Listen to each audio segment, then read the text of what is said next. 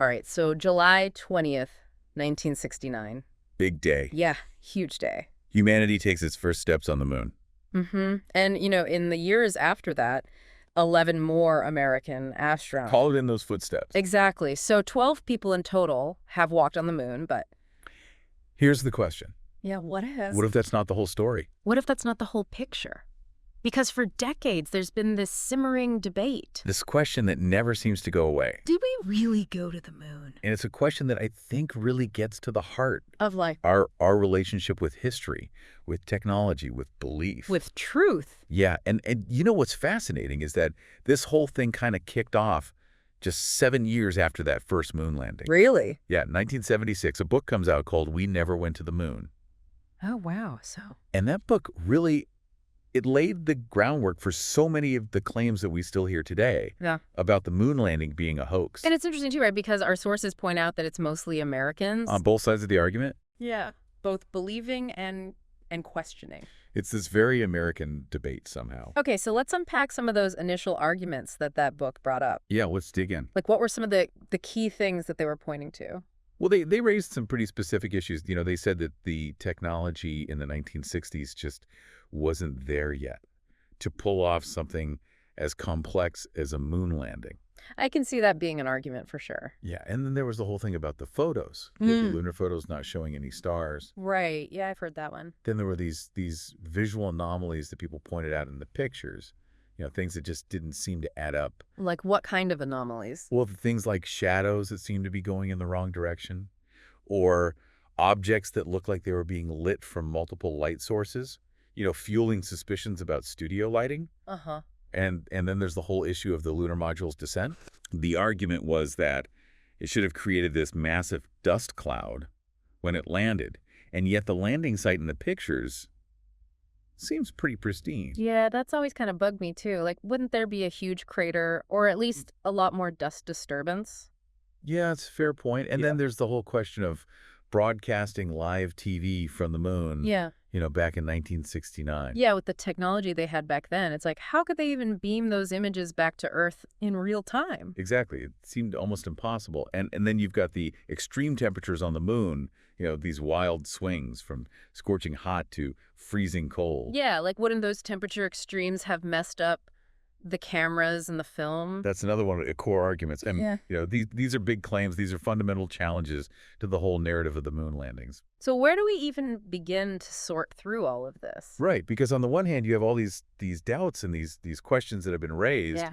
And then on the other hand, you have, you know, NASA and the official story. So I think what we want to do in this deep dive is not necessarily get bogged down in just debunking every single conspiracy theory or rehashing every single argument. Yeah, like not just a point counterpoint kind of thing. Exactly.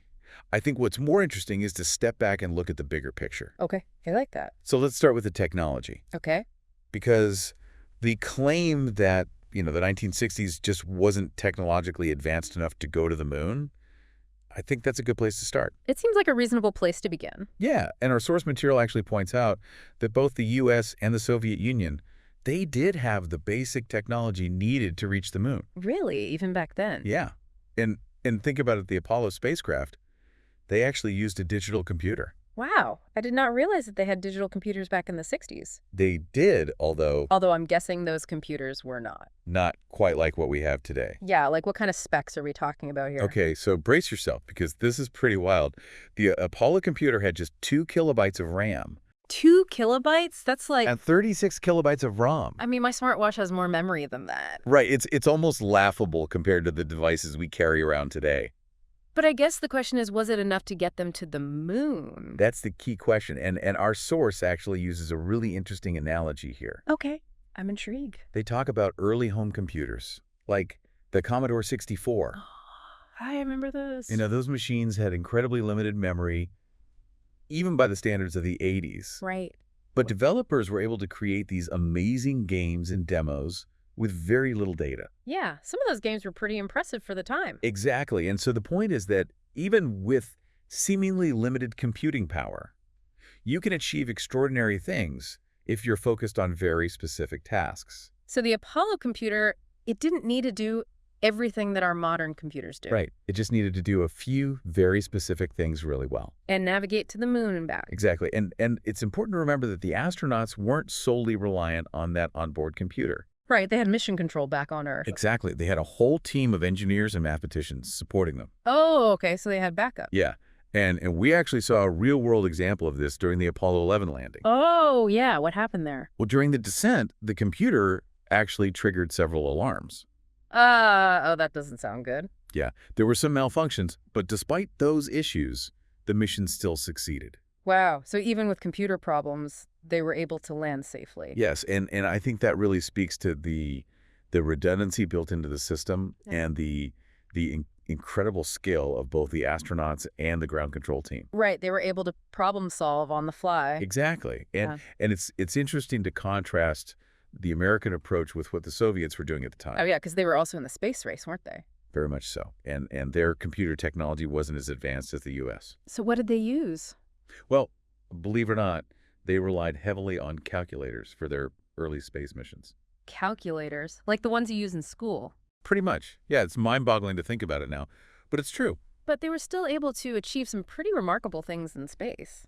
Absolutely. And this is where I think a really crucial piece of evidence comes in. Okay, lay it on me. The Soviet Union successfully landed the Luna 2 probe on the moon in 1959. 1959, that's 10 years before the U.S. landed humans. Exactly. And that's a really important point because it proves that reaching and landing on the moon was technologically possible in the 1950s. Even with calculators. Even with calculators. Yeah, it's amazing. And so I think what this tells us is that the bigger challenge for the U.S. wasn't necessarily getting to the moon. But getting back. Exactly. It was about safely transporting humans to the moon and bringing them back home. Okay, so if the technology was there in the 50s and 60s, Yeah. then the question becomes why? Why go through all that effort and risk? What was the driving force behind it?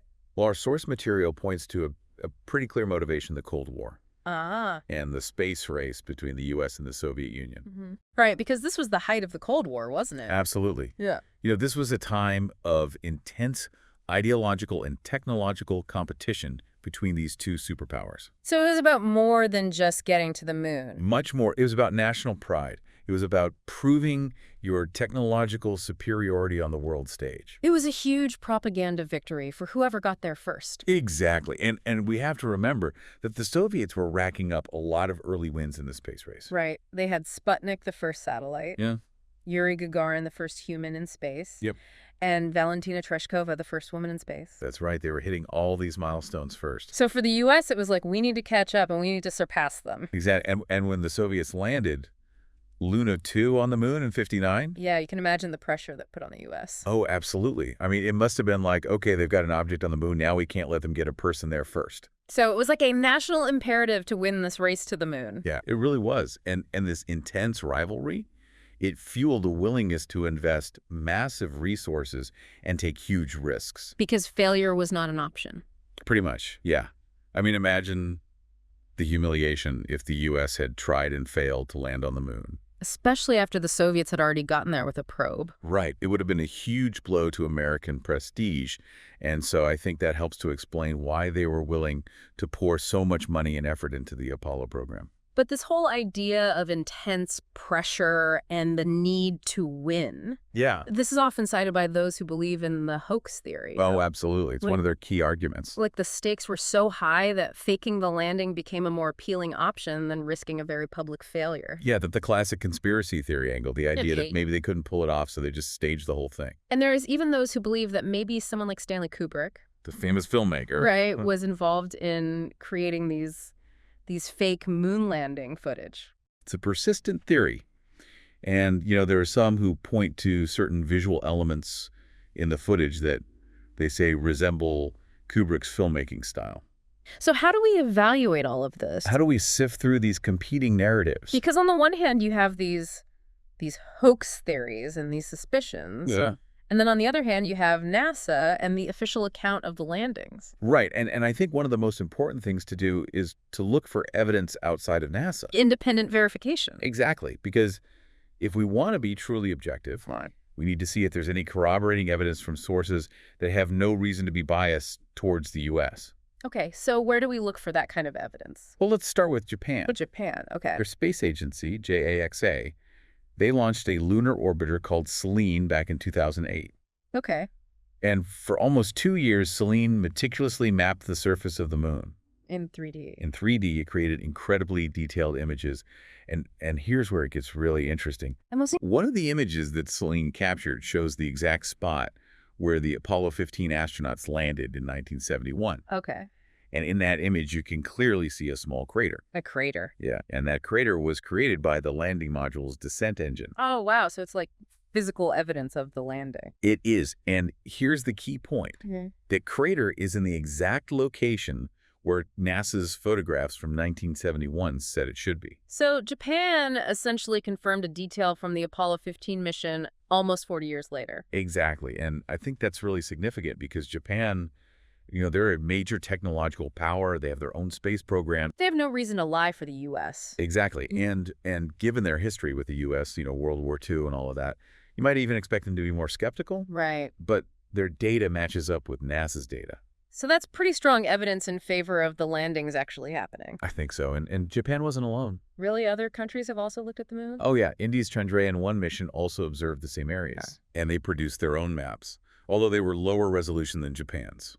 But did they also confirm the Apollo landing sites? Yes. Their data also aligned with the U.S. data. Interesting. And then in 2010, China's Chain 2 orbiter. China's really getting into the space race now, aren't they? They are very much so. Okay, so what did China find? Well, Change 2 created another very detailed map of the moon. And once again, their findings matched up with the U.S. data.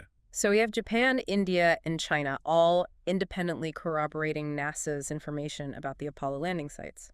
That's right. And I think it's important to emphasize that these are countries with their own space programs, their own technological capabilities, and their own geopolitical interests. Right, they're not just taking the U.S.'s word for it. Exactly.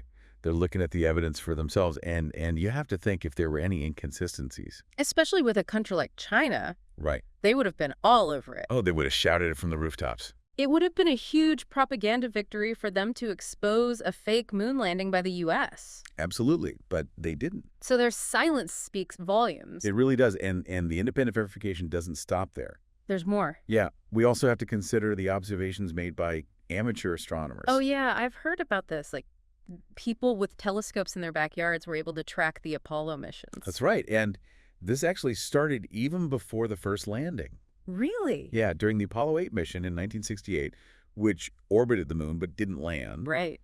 Amateur astronomers all over the world were able to track the spacecraft using their own telescopes. So they were able to independently verify that the mission was happening. Exactly. And they were taking photographs and recording their observations. That's amazing. And this continued with the later Apollo missions as well. It did with every mission. Amateur astronomers were contributing their own observations. So it wasn't just NASA's data. There were all these independent witnesses. Right. And it wasn't just visual tracking either. Wow. Well, amateur radio enthusiasts were also getting in on the action. Really? How? They were using their own equipment, sometimes homemade equipment, to intercept signals from the Apollo spacecraft. Wow. And these weren't NASA transmissions that were being rebroadcast. They were picking up the signals directly from the spacecraft. Exactly. And specifically during the Apollo 15 and 16 missions, they were able to intercept signals from the command module while it was in lunar orbit. So again, independent confirmation that the missions were happening as NASA described them. Precisely. And we can't overlook the role of the Soviet Union in all of this. Right, because they were the U.S.'s main rival in the space race. Absolutely. They were neck and neck with the U.S. in terms of space exploration, and they had very sophisticated intelligence gathering capabilities. So they were definitely watching the Apollo program very closely. Oh, absolutely. They were monitoring everything. Yeah. And yet, despite that intense rivalry and their own desire to be the first to the moon, the Soviet Union never once officially disputed the U.S. moon landings. They never said, hey, we think you faked this. No, they never did. And that's really telling because they had every incentive to expose a hoax if they had any evidence to support it. Right. It would have been a massive propaganda victory for them. Absolutely. And so their silence on this matter. It strongly suggests that they believed the moon landings were real. I think so. And that's a really powerful piece of evidence because it comes from the U.S.'s main competitor in the space race. Okay, so we have independent confirmation from multiple countries. We have observations from amateur scientists. Right. And we have the silence of the Soviet Union, which speaks volumes. It does, but the story doesn't end there. Oh, there's more. Yeah, NASA has continued to explore the moon in the decades since the Apollo missions. Right, they haven't just abandoned it. No, and in particular, they've sent a spacecraft called the Lunar Reconnaissance Orbiter, or LRO. The LRO, what does that do? Well, it's been orbiting the moon since 2009, and it's been conducting the most detailed survey of the lunar surface that we've ever had. So it's like a high-tech mapping mission. Exactly. And what's really relevant here is that the LRO has captured high-resolution images of the Apollo landing sites. All of them? Well, almost all of them. Okay, which ones? It's gotten images of the landing sites for Apollo 11, 12, 14, 15, 16, and 17. You'll notice Apollo 13 isn't on that list. Right, because Apollo 13 had to abort its landing. Right, they had that famous in-flight problem. Exactly. They had a malfunction and had to return to Earth without landing on the moon. Okay, but for the other missions, the LRO has actually taken pictures of the landing sites. Yes, and these are incredibly detailed images. Like, what can you see in these images? Well, let's take the Apollo 17 landing site as an example. Okay, that was the last crewed mission to the moon, right? Yes, back in 1972. Mm. And the LRO took an image of this site in 2009, and it's remarkable what you can see. Kill me. Well, first of all, you can clearly see the base of the lunar module. Where the ascent stage took off. Exactly, you know, the part that lifted off to rejoin the command module. Right. And then you can also see the parked lunar rover. Wow, they just left it there. They did, and here's what's really cool. You can actually see the tracks left by the rover's wheels. Like tire tracks on the moon? Yes, and even fainter trails from the astronauts' footprints. No way, those footprints are still there after all these years. They are. It's amazing. You know, it really brings to mind that anecdote about the Apollo 17 astronauts. Well, our source mentions that they were playfully singing a song while they were on the moon. Okay. They changed the lyrics of a popular song to "One Day I Was Strolling on the Moon." Huh. That's great. And when you see those tracks, those footprints still visible in the LRO images, Yeah, it just makes it feel so much more real. it does. It kind of brings it to life. And it's not just the rover and the footprints. Right. The LRO images also show the ALSEP equipment. The Apollo Lunar Surface Experiments package. Right. That was all the scientific instruments that they left behind. Exactly. Things like seismometers and magnetometers. So they were conducting actual science on the moon. They were, and these instruments were left behind to continue collecting data even after the astronauts had left. And speaking of things left behind, what about those retroreflectors that they placed on the moon? Ah, yes, the retroreflectors. Those are really fascinating. What are they exactly? Well, they're basically these mirrored devices. Okay. And they were placed on the moon by the Apollo astronauts, and for decades now, scientists on Earth have been firing lasers at these retroreflectors. Lasers at the moon. Yep, and by measuring the time it takes for the laser light to bounce back to Earth, they can very precisely measure the distance between the Earth and the moon. Wow. So it's like a giant tape measure. Kind of, yeah. And this is done independently by scientists all over the world. So it's not just NASA doing these measurements. No, it's a global effort. And the fact that these measurements are possible. It proves that those retroreflectors are really there on the moon. Exactly. And in the locations that NASA documented. So we have all this independent confirmation from various countries. We have these amazing images from the LRO. Right. But one of the most compelling pieces of evidence has to be the moon rocks. Absolutely. I mean, the fact that they brought back physical samples from the moon. How much did they bring back?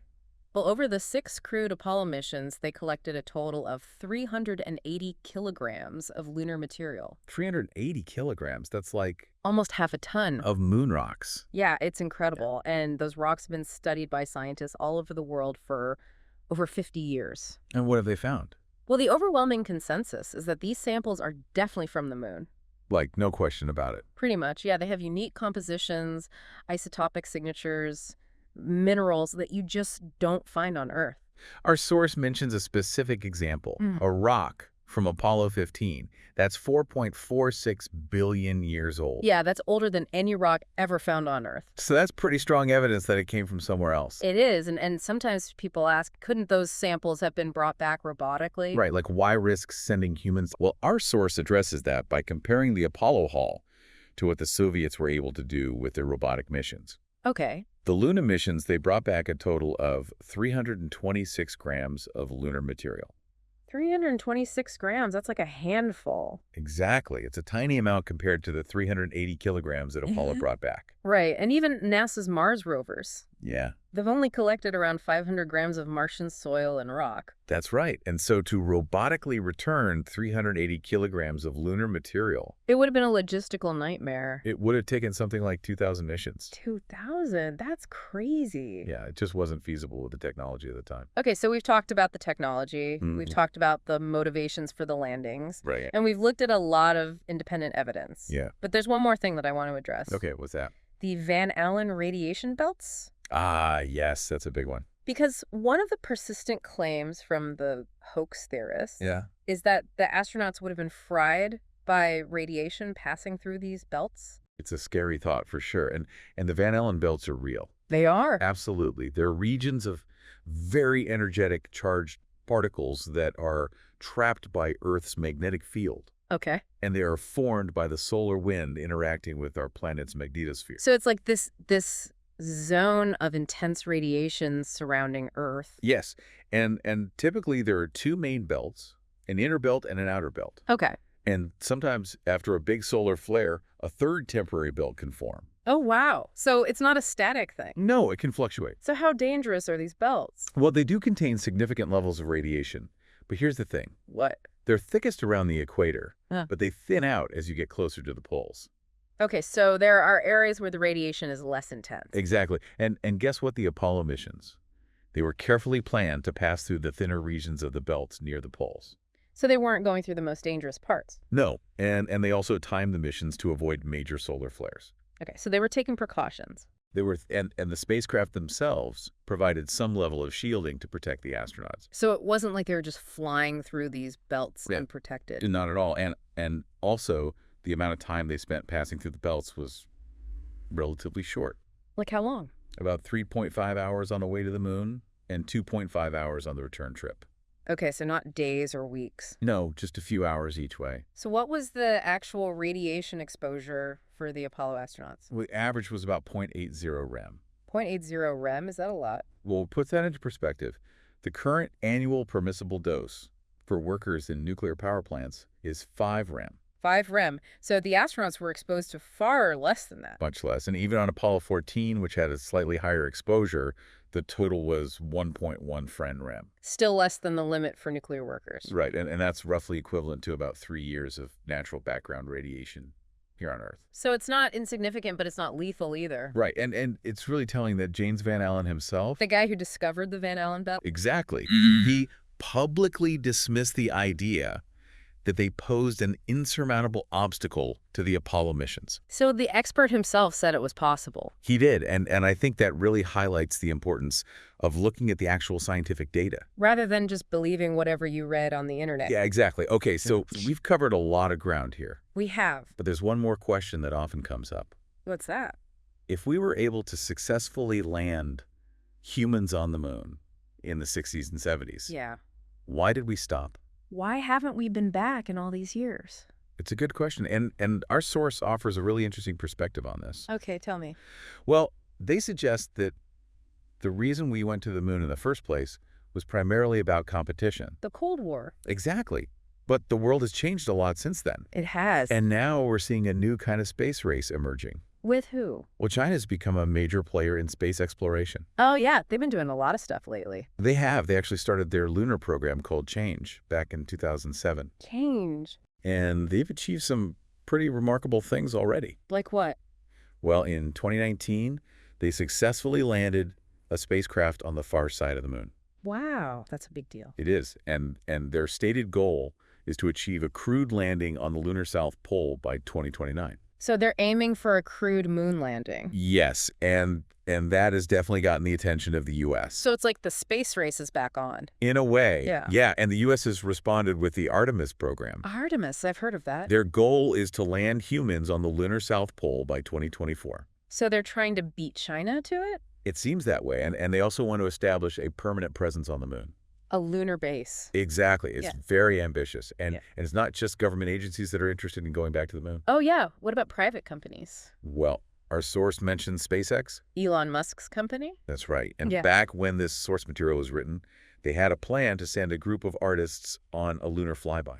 A flyby, not a landing. Right. They would orbit the moon but not actually touch down. Okay. Who were these artists? Well, the mission was being funded by a Japanese billionaire named Yusaku Maezawa. Okay. And he was going to select a group of artists to go with him. And there were even rumors that Damien The Chazelle, boy who directed First Man. yeah, he was being considered. Wow, that would have been interesting. It would have.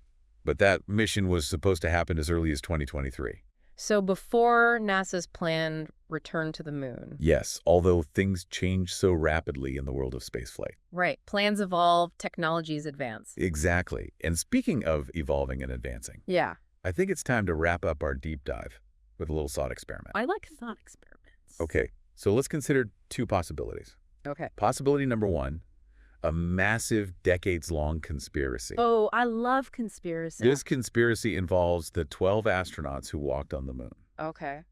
the 6 who orbited the moon, Right. the roughly 400,000 people who worked on the Apollo program. That's a lot of people. It is, and thousands of scientists worldwide who have studied the lunar samples. Okay. And this conspiracy also involves the silence or the active deception of the Soviet Union, Russia, Japan, China, and India. Wow, that's a lot of people and a lot of countries to keep a secret for over 50 years. It is just imagine the logistics of coordinating something that massive. And keeping it quiet all this time. It's mind-boggling. Okay, so that's possibility number one. What's possibility number two? The U.S. actually went to the moon. Exactly. It's as simple as that.